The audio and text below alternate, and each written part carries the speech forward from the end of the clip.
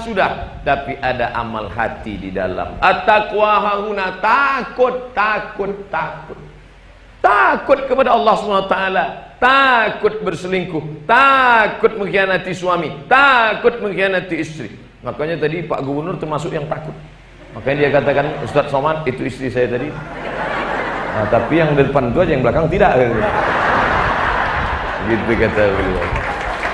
Betapa senangnya hati istri ketika suami menelpon dari Jakarta. Adinda, ya Kanda, abang sudah sampai di Jakarta, acara luar kota. Di mana tinggal? Di Hotel Syariah. Alhamdulillah. Di Hotel Syariah sekarang. Alhamdulillah. Habis nelpon dia pun keluar.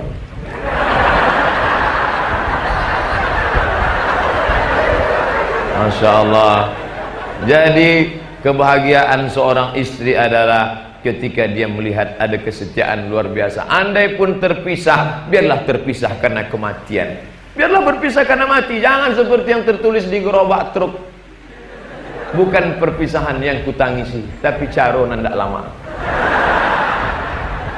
Na'udzubillah. Suatu ketika saya khutbah Jumat.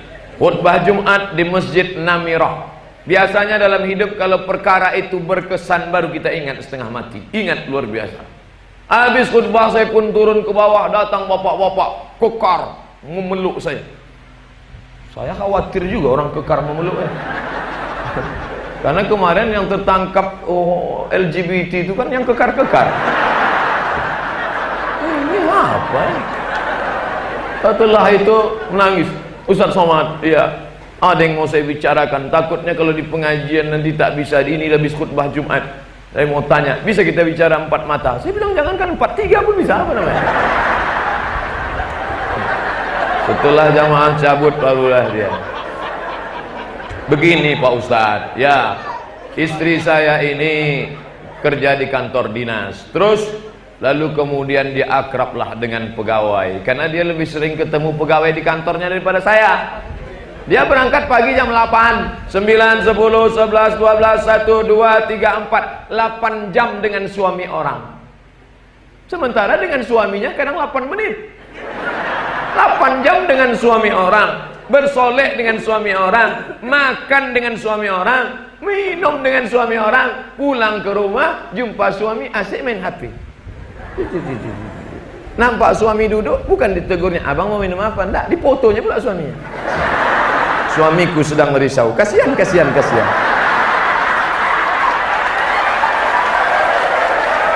Akhirnya Pak Ustadz, ini malu aku menceritakannya Pak Ustadz. Lanjutkan. Apa ceritanya? Rupanya Pak Ustadz yang selama ini saya antar dia ke airport jalan sama ini, pernah kami jalan sama ini, rupanya dia sudah berselingkuh sama itu 2 tahun lamanya Pak Ustadz. Saya bilang stop, jangan kau lanjutkan. Aku tak sayangkan mana. Tak sampai hatiku mendengar. Jangan sampai meleleh. Aku orangnya lembut, meleleh air mataku nih. Jadi apa saran Pak Ustadz? Apakah ku tinggalkan dia atau ku lanjutkan? Saya bilang putih hitam. Kalau kau bisa menerima dia, terima apa adanya, terima putih. Suruh dia bertobat, kalian ukur. Jaga anak-anak. Kalau tak bisa Pak Ustadz, kalau tak bisa kau ambil hitam, kau ceraikan dia dengan baik. Jangan abu-abu. Kalau putih katakan putih, kalau hitam katakan hitam. Kan ada lagunya itu kan? Tapi kalau tidak, jadi gimana Pak Ustadz? Jangan cepat-cepat ambil keputusan, merenung dulu agak seminggu 2 minggu, istikharah. Apa namanya? Istikharah cinta. Usolli sunnatal istikharah cinta rakaataini lillahi ta'ala. Kulanjutkan apa tidak? Akhirnya setelah itu Pak Ustadz, nampaknya bisa kulanjutkan. Bisa kau lanjutkan? Bisa. Gimana caranya? Saya akan sholat tahajud dengan dia, saya akan perbaiki ini, pokoknya masa lalunya itu tidak akan saya pikirkan. Mantap.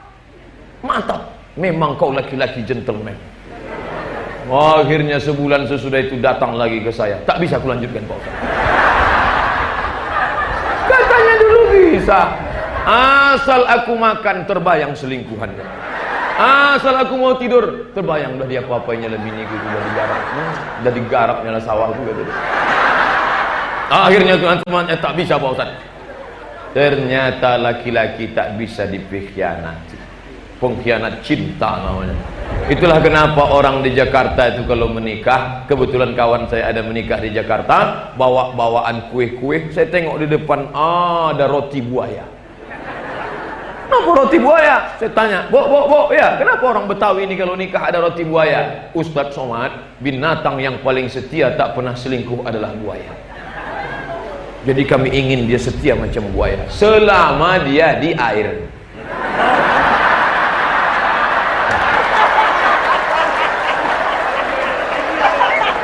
Asal sudah dia naik ke darat, maka muncul istilah buaya darat. Maka jangan sampai buaya ini naik ke darat. Apalagi kalau sampai naik ke kantor gubernur, bahaya. Tapi yang dimuliakan Allah, jagalah hati. Maka betul kata A'agim, jagalah hati, jangan kau nodai. Kalau kayu patah bisa disambung, kalau kaca retak bisa direkat, tapi kalau kuda hati rusak, kemana obat akan dicari? Tak bisa. Mungkin memaafkan kesalahannya bisa, tapi setiap melihat wajahnya terbayang lagi di masa lalu. Tak laki-laki tak perempuan. Ini kalau mau dihitung berapa WhatsApp yang masuk, kemarin masuk 3 hari 11.000 masuk WhatsApp, langsung error. HP error, Telkomsel pun memblokir, telepon tak bisa, SMS tak diangkat. Jamaah pun datang komplain, Ustadz Somad, kenapa telepon tak diangkat, SMS tak dibalas? Emang Siti Badriah? Enak aja, saya kena blokir. Akhirnya setelah lapor ulang, betul ini Ustadz Somad, betul. Kenapa bisa terjadi begini? Saya pun tak tahu. Kenapa orang nelpon saya? Tapi isinya terlalu banyak pengaduan. Suami mengadukan istri, istri mengadukan suami. Semuanya ngadu ke saya. Apa tak pusing kepala saya? Ustadz Somad, saya seorang perempuan solihah, orangnya baik, anak sudah 2. Tiba-tiba tak disangka HP suami saya tinggal. Begitu saya tengok rekaman dia dengan pacarnya Pak Ustadz, hancur banget.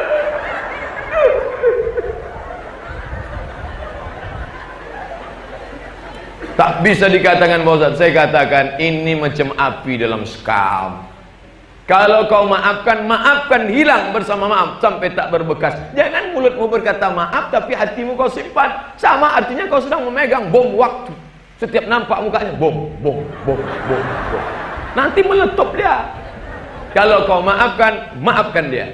Kalau tak maafkan, tuntut dia ke pengadilan baik-baik. Jangan kau simpan, nanti meledak. Ya kalau meledaknya keluar, kalau ke dalam pecah pembuluh darah, bam, mati kau. Dua-dua kau tak dapat, dunia tak dapat, akhirat melayang. Maka sabar. Enak aja Ustadz ngomong sabar. Lalu apa lagi? Hanya 2 pilihan. Kalau kau maafkan, maafkan. Kalau kau tidak, kau gugat dia ke pengadilan. Dulu laki-laki ini sudah diikat tuh. Betul? Banyak ibu yang tak ingat kan?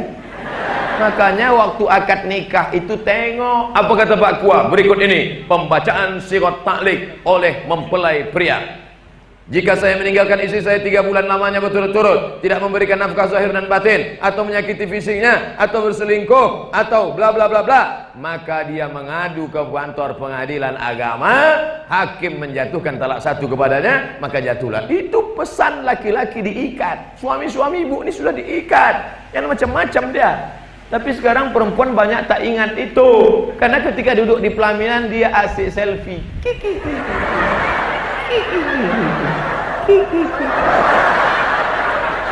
Tapi jangan asik selfie saja.